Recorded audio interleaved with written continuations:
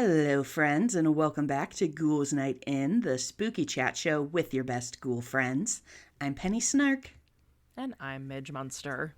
And I don't know what it is like where all of our listeners are, but it is snowy in Wisconsin. Yeah, it snowed here in KC on December 1st. Yep. And it's been pretty cold and pretty wet ever since. Yeah, we got a ton of snow over Thanksgiving weekend, and it actually even snowed more last night. I woke up this morning, and there is another like 2 or 3 inches of snow out there. So, Hence us starting this recording a little bit late. Yes, because my neighbor was doing some inventive snow. It wasn't like a snowblower. It was like a handheld. I was like, is that like a heat gun or something? Oh. I don't know what they're doing down there. My neighbors are getting creative. But winter is officially here, which means it's time for some winter ghoul topics. Mm-hmm.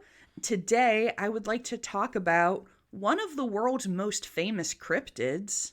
We're going to talk about the Yeti. Yeti!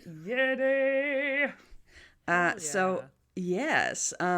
My first intro to the Yeti, which I think is probably going to be the same for other listeners of who celebrate Christmas, the Rankin Bass, Rudolph the Red-Nosed Reindeer. We've got the Bumble, the Abominable Snowman.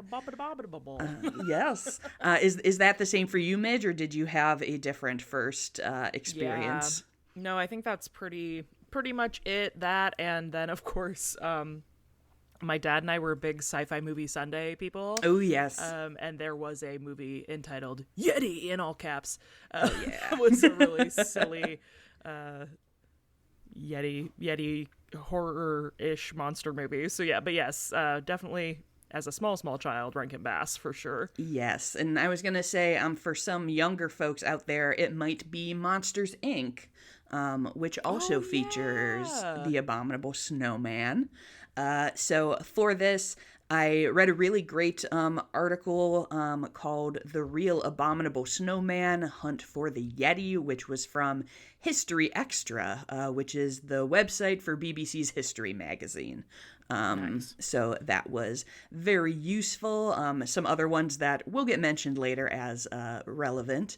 But the Yeti, for those who do not know, is a legendary bipedal ape-like creature said to live in the mountains of Nepal and Tibet.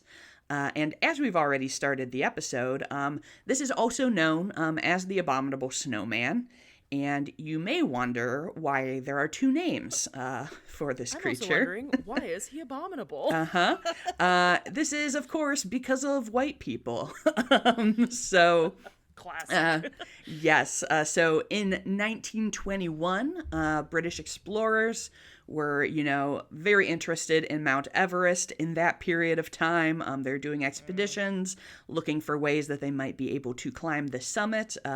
You can learn more in our Mount Everest episode if you are interested in more of that. And they came across some tracks in the snow on this 1921 expedition. The leader of the expedition was like, I think these are like the tracks of like a running wolf. But included in his book, quote, the Sherpa guides at once volunteered that the tracks must be that of the wild man of the snows, to which they gave the name Metokangmi. And a reporter named Henry Newman, who was like interviewing these people after everyone came back, interviewed some of the Sherpas, and he mistranslated this name to filthy snowman. Oh no. And then was like, it seems like he just was like, that kind of sucks. I'm going to say Abominable Snowman, like just to kind of like jazz things up. And so this is what he prints in his article. And there you have it. Wow. But it was wild, not filthy. Yeah. So like loosely it was wild snowman. Yeah. So it's kind of like, so it seems a little bit like confusing just because also some people have like reprinted the words like not quite. It's partially comes from like the term for bear and for like the mountain. So it's kind of like it seems like it's something that doesn't necessarily translate super directly into English. So Yeti is the word that Sherpas generally use within their own culture. So this is what we will call it going forward, because the legends of this creature go back far before the 1920s. This actually goes all the way back to like pre-Buddhist ancient Himalayan folklore, that there is this ape-like wild man who is kind of considered a god of the hunt in there. And there are also descriptions of ape-like creatures who walk on two legs in like open country, but could also swing between trees. And even back in 326, Alexander the Great was recorded being like, I want to see this creature. And apparently the locals were like, oh, it can't survive in low altitudes. Like, you'd have to go up the mountain to see it. So there was already this belief that this was a physical creature, as opposed to, it seems like maybe some of like the ancient folklore, it was like sort of a spirit sort of real thing, you know? I think that's pretty common in ancient folklore, where it kind of like is on that between like this is a real guy and this is like representative or a spirit. Sure. And there are actually 3 different types of Yeti in Tibetan folklore. I did see slightly different names across different sources, so I'm not sure if it just is like a difference in like translation. But the ones that I saw most frequently that I will share today is Mete, which is what we would picture when we talk about a Yeti. So like basically human-sized, very Sasquatch adjacent. Right, it's like big white gorilla guy. White gorilla guy. Te'ima, which is smaller and are kind of described as being like reddish brown, maybe more like orangutan-like. And then there's the Ewok of the Yeti world. Yes, indeed. And then there's also Tsute or Nyam, which are like giant Yetis. So it's kind of like all different species of the same kind of like mountain spirit creature. But the Yeti was adopted into Buddhism, which I think is really interesting, since we've seen a lot on this podcast of like examples of like ancient European pagan tradition that gets kind of living on as part of Christianity. And so in Buddhism, in this area, the Yeti is considered to be a non-human animal that is human enough to uphold Dharma. And so there are stories of Yetis like helping out religious figures and like being part of, you know, kind of the world. But because it is considered like an enforcer of Dharma, seeing one is considered to be like bad luck. So you're not wanting to encounter a Yeti while you are out and about. But listen, I didn't want to do that anyway. Right, I know. I was saying, not me. I don't need that. So I thought the vibe of the Yeti was very well summed up in this book called Among the Himalayas from 1899 by Lawrence. I don't know if Waddell, I would guess. I was like, it's probably not Waddle. It's probably Waddell.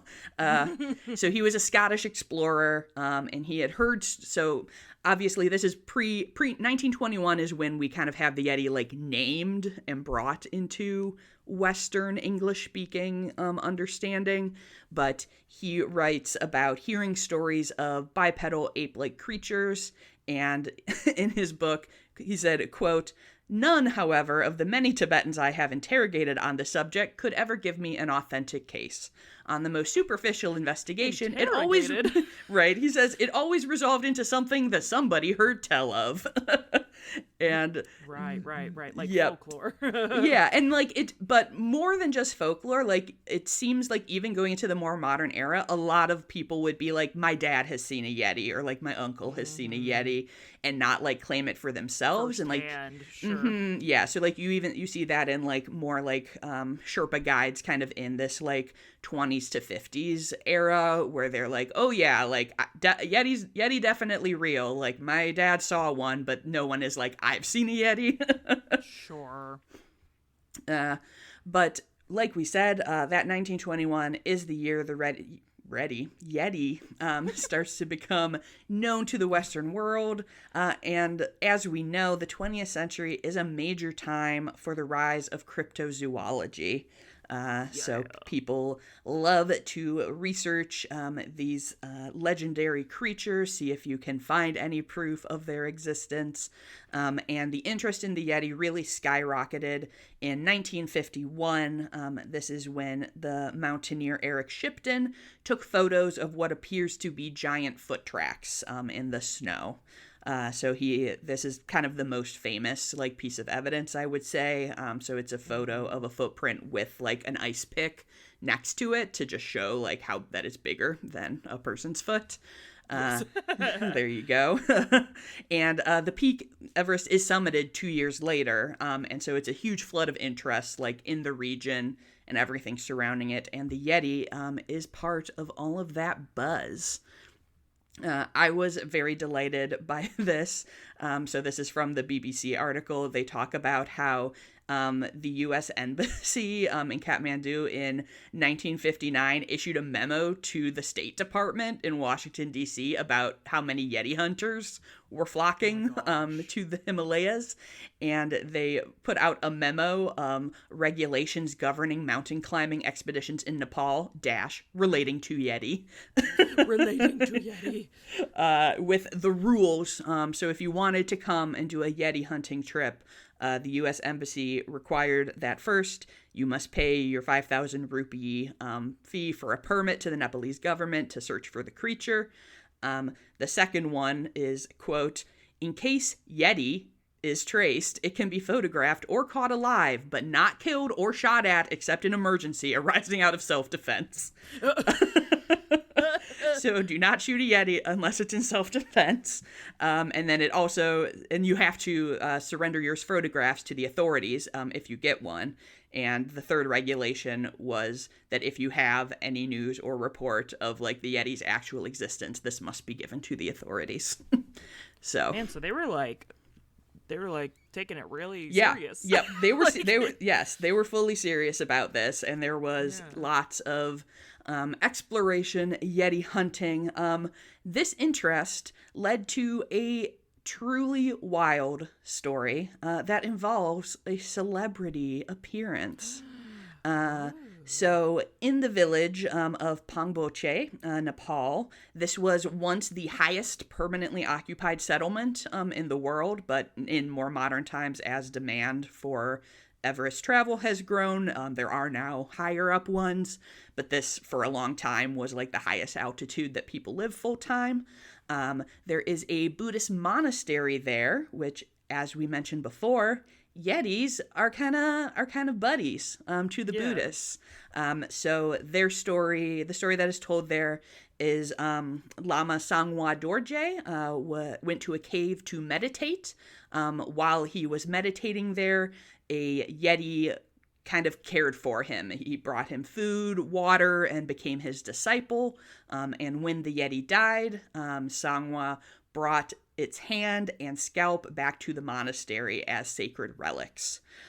So these would occasionally be brought out into the village. Apparently, it says for a fertility ritual. I didn't see further information about this. Yeah, about what that means. And that is definitely a thing, obviously, that people are often like, I don't know, it's for a ritual, if you don't really know what it's about. I feel like I know something about this Yeti hand. Like, I feel like that's come up before. Where Perhaps you will. Okay. Is right. Yes. I lost the plot. I'm back. No worries. That's the backstory. That's the backstory of this Yeti hand. Because the modern discovery of this centers around someone. Get ready for this name, Midge. A Texas oil man and adventurer named Tom Slick. That was his real name. You Tom gotta get Slick. into oil if your name's Tom Slick. Right? And like an oil man and an adventurer. Like, I feel like this is like in a cartoon. You would be like, it's a Texas man named Tom Slick. Finn Rider situation. Exactly. So in the late 50s, Tom Slick was very into this. He was organizing expeditions in this area and was fascinated by these Yeti relics. Supposedly, the explorers had asked the monks for permission to remove the hand to study it and were refused. So what else can you do? In 1951, a man named Tom Byrne, who was on one of Slick's expeditions, stole one of the fingers from the hand. And replaced it. Indiana Jones. Right. Apparently replaced it with a human finger that somebody provided to. It just said a British scientist provided to him, which I'm like, sure. Where are y'all getting these fingers from? Nothing odd happening there. No. And so he smuggles the finger from Nepal into India, and because this is like a movie, it's time for a celebrity cameo. Midge, do you have any guesses what celebrity of the 1950s might have been part of this bizarre Yeti finger heist? Yeti finger heist. Oh, of the 50s. Mm-hmm. A male celebrity, I'm assuming. Yes, of course. Yeah. It's like, that doesn't seem like feminine bullshit. No. I'm going to say Bing Crosby, but I know that's not right. Fair guess. It's Jimmy Stewart. Oh, okay. Yeah. Jimmy Stewart wraps the Yeti finger in his wife's underwear and smuggles it back to America. Okay. What? Yeah, that's Sir, really... what is that about? Well, he was doing a fertility ritual. Exactly. There you go. Exactly. So over the years, there is various research done on this finger. People are like, maybe it's this. Someone says that they think it's a Neanderthal finger at some point. It gets lost for a while, and in 2011, it is rediscovered as part of like a royal collection, and scientists from Edinburgh test it and conclusively determine that it is in fact a human finger. So they just replaced a human finger with a different human finger. All that underwear smuggling for nothing. Right? I know. So that is the Yeti finger heist. This was found, and this article that I read about this was called Yeti Finger Mystery Solved by Edinburgh Scientists from the BBC. That's the, like... This is about to be a bullet train to nowhere for 2 seconds, but go for it. I went to a movie last night and I saw a preview for a Timothée Chalamet movie about like a ping pong champion. And I was like, people be making movies about the weirdest stuff. They do. But I'm like, I would watch the Yeti finger heist movie. Like, right? I was like, movie? This does sound like, like a movie. I mean, I guess, again, that it's Indiana Jones is the movie. Yes. About white people stealing relics from ancient cultures. Right. Crazy. Also, random thing that was like associated with this, Weta Workshop in like the 2010s made a replica of the hand and like gave it to the monastery, I guess. I don't know whether or not they appreciated that. That was not cited in any of my sources. So I was like, okay. Yeah, well, it's like, thank you. Like, I mean, if it's an item with spiritual significance, then like a replica isn't going to be very like, yeah. I don't know about that, but I don't know. I did not see it. Maybe they thought it was a kind gesture. I don't know. I was going to say Buddhist monks do tend to be pretty chill about things, so maybe they were like, you tried. It's the thought that counts. It's the thought that counts. So other than these Pangboche relics, the primary evidence for the Yeti are these various footsteps. Obviously, the argument made by skeptics would be that they are from other animals or even human footprints that have been elongated due to like the snow shifting.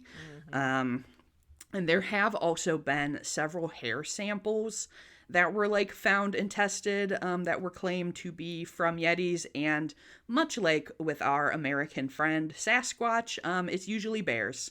It's usually bear fur. And the bears. And it's also like there are bears in this region that are known to walk on 2 feet.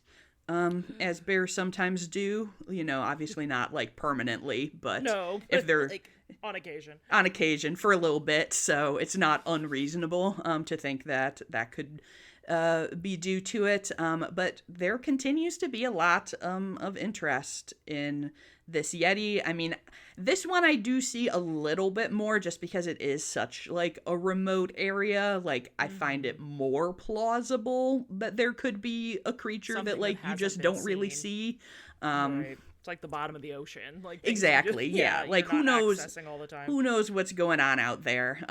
But there are people who have explorers and climbers who have reported sighting Yetis, but having read Into Thin Air and other mountain related things, like we know, like y'all are up there with like no oxygen, and things are crazy. It's not a great situation for having like a really sharp mind and a really clarity, sharp right? like observation. So like I personally am not convinced about the Yeti. There was, as recently as 2011, reports from Russia that they had proved Yeti's existence. People were saying that they had found nests that were Yeti nests, but people were like, this is a publicity stunt, obviously. Yeah.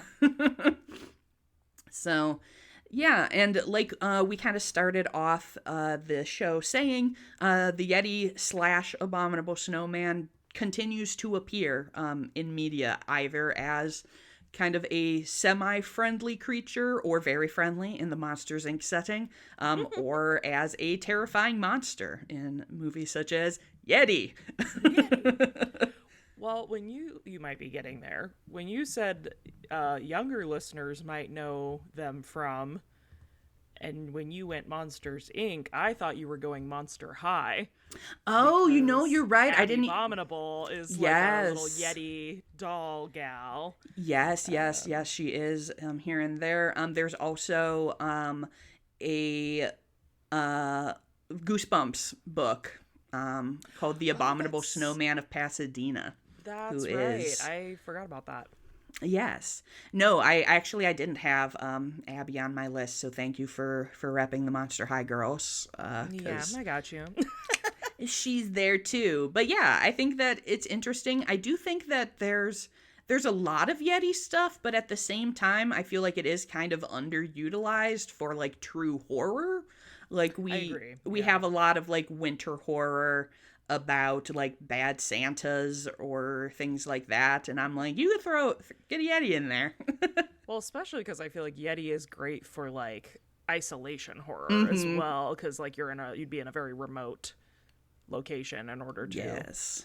And I really have recently discovered that I really enjoy like winter isolation horror. That's a genre I'm particularly fond of. So, yeah, I would love to see a really like well done non-sci-fi channel.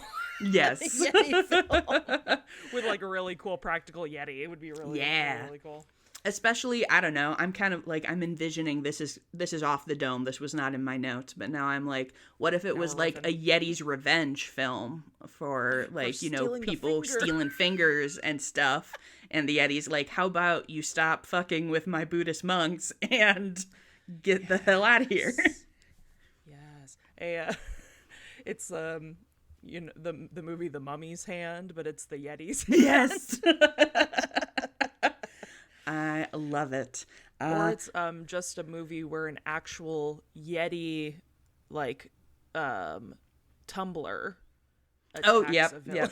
I will say it was extremely irritating to research this episode and just have Yeti like tumblers everything. popping up. Or especially Yeti when I was cooler? Yeti Yeti backpack? cooler, Yeti backpack, Yeti drinks. Especially because when I was because I had seen when I was talking about how there's different varieties of Yetis, and I had seen different like I'd seen different like naming conventions, and so I'm trying to Google types of Yeti to find additional sources talking about the multiple species of Yeti, and it's just like they come in tumblers and also 40 ounce and the handle, and I was like, no, not those. I don't want. Oh my god, that's so funny. Brilliant marketing, though. Honestly, like a great name for a product that keeps things cold. It's true. It's true. Super smart, but annoying in this context. Yes, good branding, hard for podcast researchers. But Attack yes, of the 40-ounce Yeti. Oh, yeah, I'm that's gonna make a those. spoof poster You know, to- we're talking about the. We were just saying that there's the small kind. It's Yep. only a little mini. I'm about to make a spoof poster for the Instagram. That's what I'm doing with my son. Yes, please. I would love that. Yeah. I was just very interested, and I like knew, and I will say, the Bumble from Rudolph is very popular in my household. My mom has like a yeah, little he's such a plush Bumble who baby. comes out for holidays. So I was got always invited like, to a like an influencer event not too long ago, and it was in like our West Bottoms area, and we went into this coffee shop, and in their entryway, it's in because all the West Bottoms are these like really old, crazy like warehouse buildings from the like 20s and 30s. They're very creepy and cool. It's where all of our haunted houses are as well. hell yeah. But you like walked into this little dark entryway, and they had a huge Bumble animatronic that was oh my putting God. a star on top of like a Christmas tree. Oh, I love it. Rain and I were both like, ah! That's so good. Our boy. I know. We're Bumbles bounce. He's so Gotta so love the cute. Bumble. But yes, he is a Americanization of the Great Yeti. So pretty cool creature. I'll keep y'all posted if we ever get more information about their being out there in the snow. But until then, they are a cool creature of legend for our winter time. But it seems like you're more apt to believe in this one than you are most cryptids. So Yeah, I mean, I still don't, but I'm kind of like, but I'm like, I could see, I see believing in it more, where a lot of them I'm like, okay, we would have seen it though. Like there would be a real picture by now if that was the case, where I'm like, all right, if it's on, like if it's in the Himalayas, maybe it's like, hiding making out some somewhere. concessions. You said that's Yeah. fine. I'll That's walk with fine. ya. Well, thank you everyone for joining us today. Whether it is snowy by you or not, I hope you enjoyed this wintry episode. If you are interested in hanging out and chatting about this episode, your spooky holiday plans, or just about anything, please do join us over on the Ghouls Night In Discord. We're having a great time, and we would love to have you join us. I do believe we have a fresh hot review for this chilly episode. We sure do. And it's very apt for this particular episode as well, because it's titled A Cackling Good Time. Hey! And I would say I have done my fair share of cackling this episode. Yes, it was a cackly one. But this is from Penny Kenosha Coven. Gasp! A 5-star review that says, found this podcast while trying to find something to listen to during my morning workout at the beginning of this year. I quickly found myself playing the pod every chance I could get. Whether it was commuting to work or doing spooky crafts at home, the fascinating facts coupled with Penny and Midge's banter is pure delight. I cannot tell you how much my heart sings when a Midwest connection is sung during an episode. I grew up in Delavan? Delavan, yeah. Ooh, on my first try. Wisconsin. Milwaukee connection. I've just now caught up and cannot wait for this week's episode. Thank you, Penny and Midge, for gifting us with your ghoul-tastic topics. 100 stars Oh my each. god! Oh. Oh boy. Yeah, Midge, Delavan, you may remember from the very early days of the podcast, that's where they put the dead elephant in Lake Delavan. My gosh. Yeah. The Delavan elephant. Yeah, the Delaphant. Oh, I do remember that from the early days. Wow. Well, Yeah. thank you very much, Kenosha Coven, for Yes. listening. I'm so glad you found us. Tell your friends. Bring them on down. Hell yeah. Yes, and if any of you would like to follow along with us, we are over on Instagram at Ghouls Night In Pod. And if you are looking for me, you can find me at Penny Snark. And you can find me all over the web at Midge Munster. And until next time, good.